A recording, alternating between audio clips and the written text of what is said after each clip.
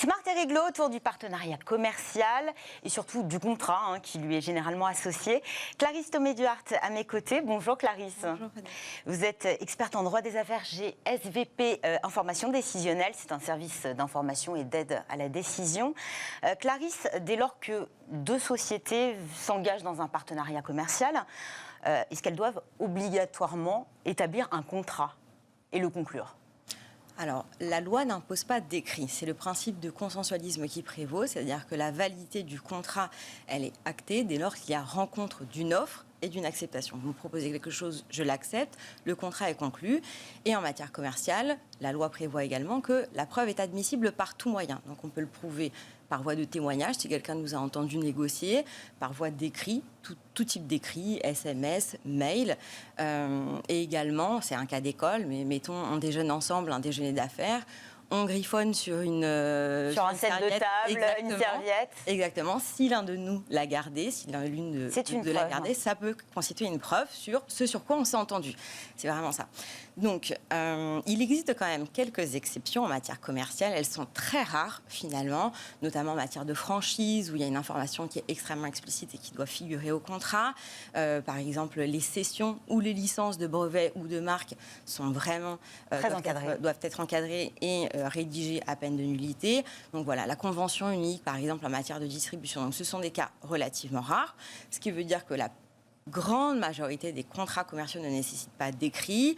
Néanmoins, eu égard à la complexité ou... Donc, ne nécessite pas, mais on peut quand même établir pour être valable, mais pour des raisons justement de sécurité juridique, on préconise dans la plupart du temps la rédaction d'un contrat, quand bien même il soit très simple, mais à tout le moins, il servira de preuve en cas de divergence d'opinion ou de subjectivité entre nous deux, par exemple, sur ce sur quoi on s'est entendu. Et en cas également de contentieux, il est évident que pour l'interprétation de notre intention commune, le juge, s'il a un contrat écrit, il pourra apprécier objectivement l'interprétation des modalités des stipulations contractuelles. Alors, dès lors que l'on décide d'établir un contrat, j'imagine qu'il y a des clauses essentielles à ne surtout pas négliger et qui fera qu'il sera valable, surtout.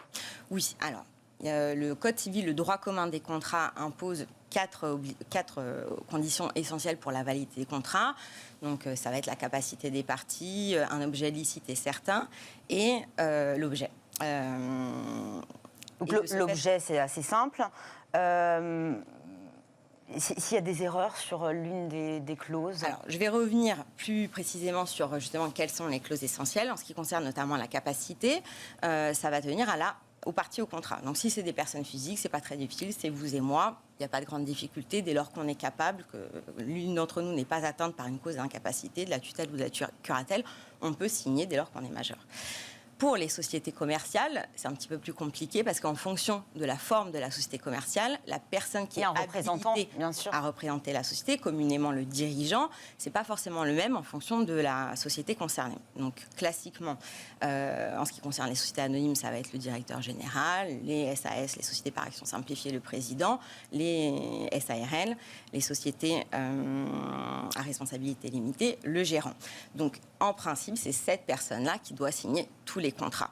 Dans la pratique, un dirigeant ne peut pas être partout. Il y a des délégations de pouvoir. Exactement. Alors, si c'est le dirigeant, quand bien même, parce que parfois il peut y en avoir plusieurs aussi qui sont prévus par la loi, mais aussi statutairement, donc il convient quand même de vérifier, de se faire communiquer un extrait cabis, qui est un peu la carte d'identité de la société, pour être sûr que la personne qui est devant vous est bien le représentant. Donc plus l'extrait cabis est récent, mieux c'est. Et si toutefois ce n'est pas votre co-contractant, par exemple, vous signez avec une directrice des ressources humaines, un directeur commercial, un directeur des services informatiques, un directeur des achats, il convient de vérifier que ce dernier est bien habilité en vertu d'une délégation de pouvoir, donc reçu du dirigeant, de celui qui a la capacité de signer, et il convient aussi de la faire annexer au contrat. Donc, ça va assurer la validité. Dans le cas contraire, on peut encourir un risque de nullité. Alors, il faut savoir quand même que la théorie de l'apparence est importante. Je vais prendre un cas concret. Si moi, je fais signer mon directeur des achats et que vous êtes ma cliente, si mon directeur des achats n'est pas habilité en vertu d'une délégation de pouvoir, ma société est quand même tenue de remplir ses engagements. En revanche, vous, en qualité de client, vous pouvez invoquer la nullité en disant que je n'ai pas été valablement représenté et que de ce fait, le contrat est nul. Donc, l'insécurité juridique, elle est dans ce risque de nullité-là. Il y a d'autres clauses qui sont importantes aussi et sur lesquelles nous, on est très souvent sollicités et qui paraissent assez banales. C'est tout ce qui est afférent à la durée du contrat. Du contrat, oui. Alors, ce n'est pas tant la durée en termes temporels, que ce soit d'1 an, 2 ans, 3 ans, peu importe. Ça, c'est vraiment un choix d'opportunité, mais le choix plutôt d'un contrat à durée indéterminé ou d'un contrat à durée déterminée. Ça paraît simple comme ça, mais les modalités de résiliation ne sont pas les mêmes. Et dans les faits, ça peut avoir des incidences sur la durée. Si je choisis un contrat à durée indéterminée, c'est relativement flexible. Ça veut dire que je vais pouvoir le résilier à tout moment, sous réserve de respecter le préavis qui est prévu au contrat ou de respecter un préavis dit raisonnable. En matière commerciale, on considère qu'un mois par année de collaboration commerciale, c'est un préavis raisonnable et ça évitera toute sanction pour rupture brutale des relations commerciales établies. Donc ça a l'avantage de la flexibilité. Néanmoins, si vous êtes mon fournisseur, mon prestataire des services et que vous avez une expertise extrêmement pointue ou que vos produits sont rares, ils deviennent tout d'un coup indispensables pour moi et ce n'est pas forcément un avantage que vous puissiez aussi résilier à tout moment le contrat. Donc de ce fait, on aura plutôt tendance à choisir un contrat à durée déterminée avec ou pas une possibilité de reconduire le contrat. Oui. Sauf que dans ce cas-là, il faut vraiment bien s'entendre sur les modalités d'exécution contractuelle puisque je ne pourrais pas résilier le contrat avant le terme. C'est-à-dire qu'on décide de s'entendre sur une durée de 3 ans. C'est-à-dire que d'une part et d'autre. Voilà, d'une part et d'autre. Pendant 3 ans, vous êtes tenu de remplir votre exécution, d'exécuter votre contrat. Néanmoins, moi, si tout d'un coup, je suis moins satisfaite, je suis aussi tenue pendant les 3 ans. Sauf à payer jusqu'au terme du contrat toutes les mensualités, par exemple, qui ont été prévues. Donc, tout d'un coup, ça, voilà, il convient, en fonction des cas d'espèce, de bien apprécier les besoins des parties en présence et de choisir l'une ou l'autre option. Il y a rapidement d'autres clauses, notamment la clause attributive de compétences. À quoi elle sert exactement, celle-ci ? Alors, ça, c'est plutôt des clauses qui viennent en fin de contrat. C'est souvent des clauses qui sont associées à la loi applicable au contrat. On va choisir une loi applicable. Dans le cas où, bien évidemment, les parties relèvent de législations différentes. Vous êtes anglaise, moi je suis française. On va choisir soit la loi anglaise, soit la loi française. Et de ce fait, la juridiction aussi applicable. Puisqu'on on n'est pas ressortissant du même pays. En principe, voilà, vous êtes ressortissant des juridictions anglaises et moi française. Donc, il va falloir choisir une clause attributive de juridiction, de compétence, c'est-à-dire quel est le droit qui va être choisi, quelles sont les juridictions qui vont être choisies. C'est aussi possible de le faire entre 2 parties françaises, puisqu'il faut savoir qu'en principe, géographiquement, si je suis immatriculée à Lille et vous à Bordeaux, il va falloir choisir une des 2 juridictions. Voilà. Et en fait, on anticipe énormément, puisqu'il y a même une clause de règlement des litiges. On va choisir si on choisit la voie à l'amiable ou judiciaire. Exactement.